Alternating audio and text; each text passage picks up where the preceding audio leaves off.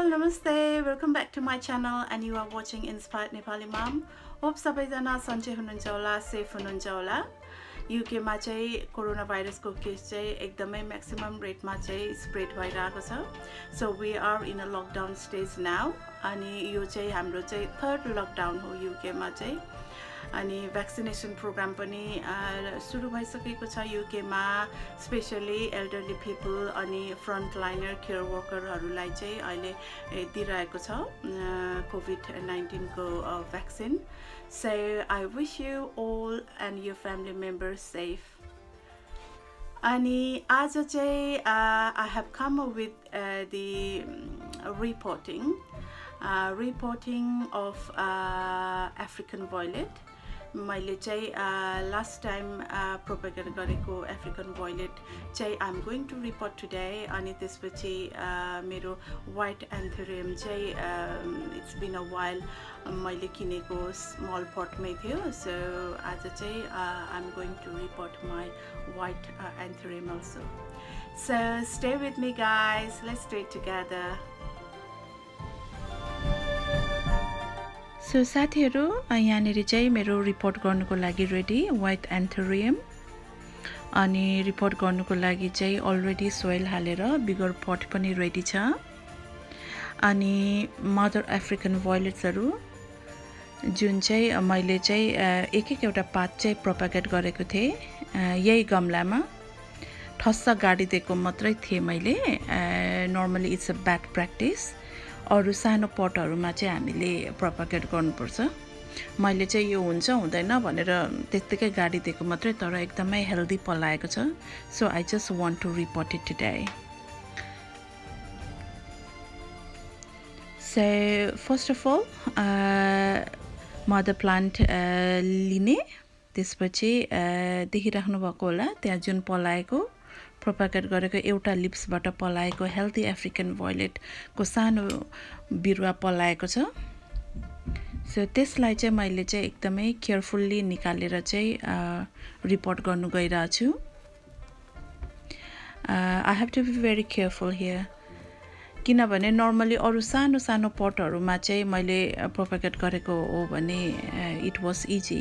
तर मैले चाहिँ यो मदर प्लान्ट भएकै ठाउँमा मैले चाहिँ पात गाडिदिएको थिएँ, त्यही भएर अहिले निकाल्नुको लागि चाहिँ I have to be careful.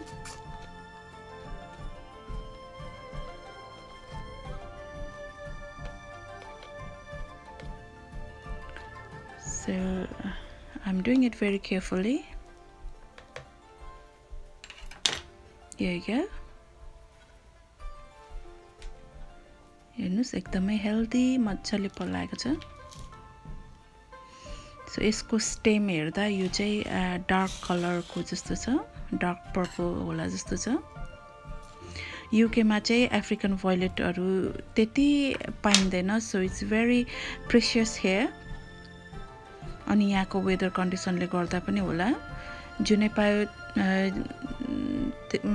पाए त्यही नर्सरीहरुमा पाउँदैन.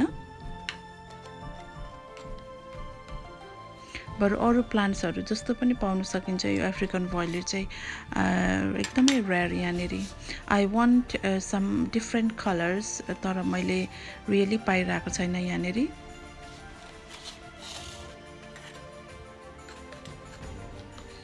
सो अनि निकालिसकेपछि सोइल मिलाइदिने, किनभने मदर प्लान्टको लागि चाहिन्छ.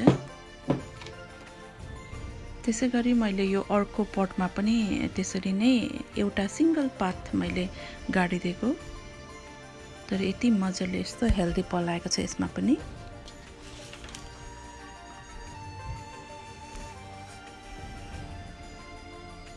So very carefully and gently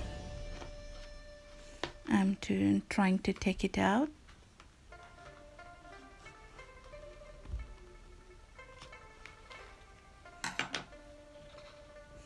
साथीहरु, तपाईहरुले चाहिँ प्रोपागेट गर्दा यसरी मदर प्लान्टको छेउछाउमा नगर्नुस्. यसरी हेर्नुस्, यो पनि एकदमै हेल्दी निस्केको छ.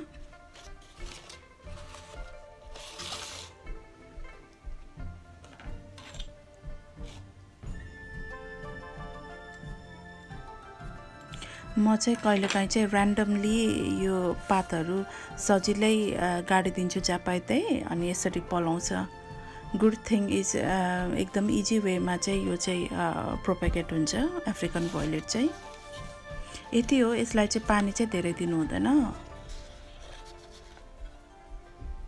They don't love water much. So second पनि रेडी, इट्स अलरेडी रिपोर्टेड। अनि सोइल लेभलहरू मिलाइदिने, अनि if you need some more soils you can add it as well.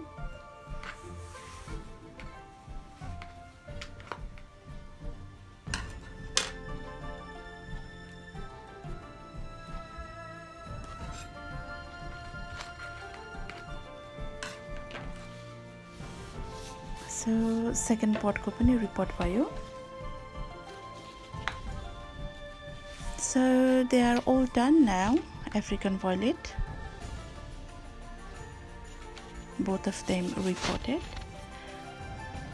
अब मेरो second one, white Anthurium बाँकी छ report गर्नु। So the pot is ready here. अनि मैले चाहिँ यो यसको ओरिजिनल गमलाबाट निकाल्नु लाग्दैछु। It's been a few weeks मैले चाहिँ किनेर ल्याएको, टाइम नभएर मैले रिपोर्ट गरेको थिइनँ। Repotting is very important. Repot गर्दा चाहिँ बिग स्पेसियस पटमा हामीले रिपोर्ट गरिन्छ, so that root can go more far अनि राम्ररी बढ्छ। अनि त्यसपछि फ्रेस सोइलहरू युज गर्दाखेरि they will get all the nutrients.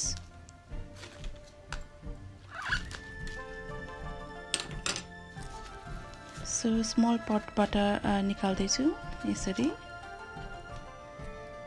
निस्केपछि चाहिँ न्यू पटमा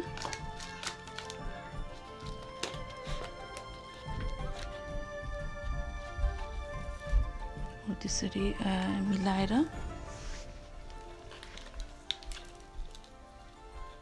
सोइलहरू, एक्स्ट्रा सोइलहरू एड गर्ने।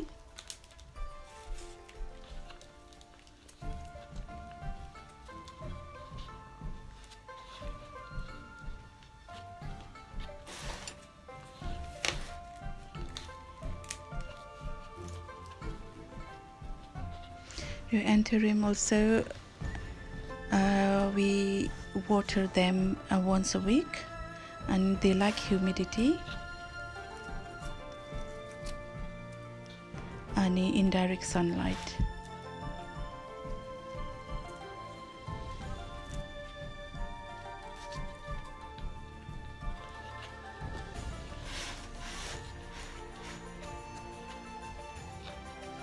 So यसरी सोइल लेभल मिलाउने।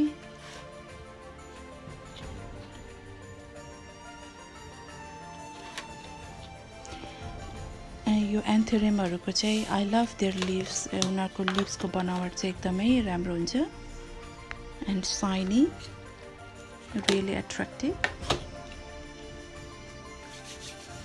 सो एन्थुरियमको पनि रिपोर्टिङ भयो। So all of them it's done now. अनि त्यसपछि वाटरिङ गरिदिने आफ्टर रिपोर्टिङ। धेरै वाटर हैन, हल्का मात्रै लाउने। अनि अफ्रिकन भोइलेटमा चाहिँ म चाहिँ जहिले पनि राखेको बोलमा अथवा ससरमा चाहिँ लाउँछु वाटर। अनि उनीहरूले आफै they will take the water how much they need. So यति नै साथी आजको लागि। How did you find my videos? Please do leave feedback. अनि त्यसपछि I will see you guys next week with a new video. Until then, bye, take care, and keep yourself and family safe.